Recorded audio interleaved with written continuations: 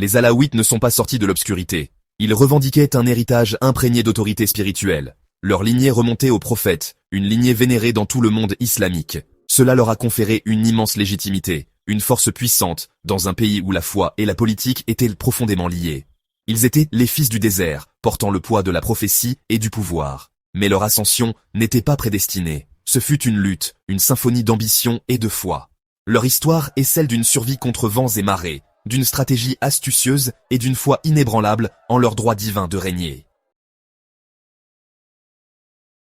Au cœur des archives royales, une découverte est restée en sommeil pendant des siècles. Un manuscrit, fragile mais puissant, chuchotait des secrets de l'aube de la dynastie. Ce document du XVIIe siècle, récemment mis au jour, révèle une vérité surprenante, un pacte. Les détails restent enveloppés de mystère, une énigme que les chercheurs doivent reconstituer. Mais une chose est claire, le manuscrit parle d'une alliance divine. Il suggère un accord entre le fondateur alaouite et une puissance supérieure. La nature exacte de ce pacte reste une énigme, ses implications résonnant à travers les âges. Est-ce la source du règne durable des Alaouites? Leur destin était-il tissé dans la trame du divin? La découverte de ce document provoque une onde de choc dans notre compréhension de l'histoire du Maroc. Elle fait allusion à des forces invisibles, à des dimensions spirituelles entrelacées avec l'ascension politique de la dynastie.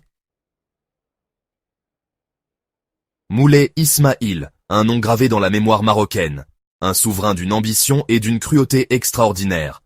Montant sur le trône, en 1672, il hérite d'un royaume fragmenté et vulnérable. Mais Ismaïl, homme de fer, envisageait un Maroc unifié et puissant. Son règne fut celui de la conquête et de la consolidation.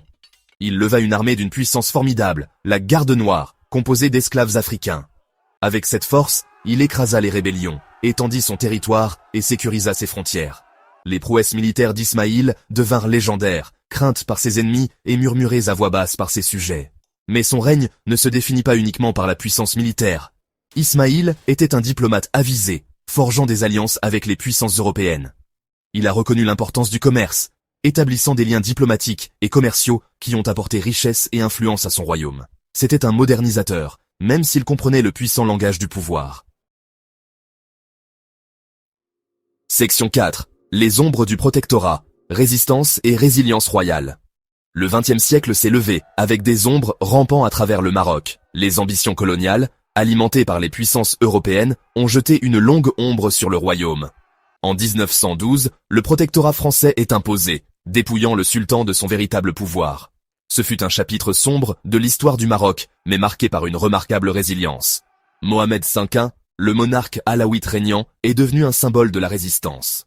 Bien que apparemment relégué à un rôle de figure de proue, il n'a jamais cessé de défendre les droits de son peuple. Sa résistance silencieuse, son engagement indéfectible envers la souveraineté marocaine ont trouvé un profond écho. Les Français, sentant la puissante menace de son influence, ont forcé Mohamed V et sa famille à l'exil en 1953. Cet acte a déclenché une tempête d'indignation nationale. Le peuple marocain s'est soulevé, exigeant le retour de son sultan. Les Français, confrontés à une pression croissante, ont finalement cédé.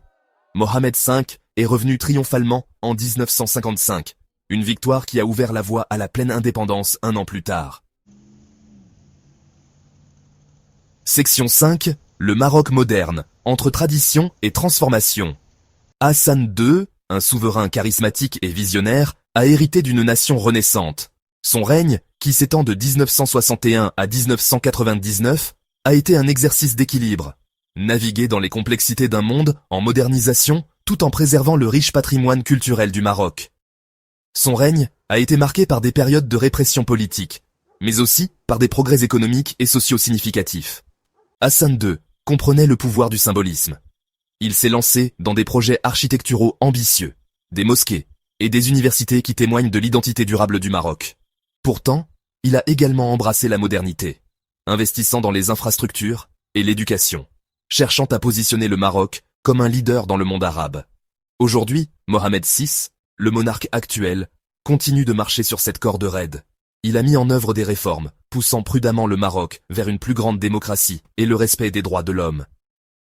L'accent qu'il met sur le développement social, l'éducation et l'autonomisation économique reflète une conscience des défis auxquels sa nation est confrontée au XXIe siècle.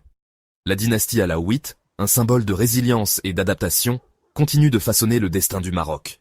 Leur histoire, ancienne mais en constante évolution, est loin d'être terminée.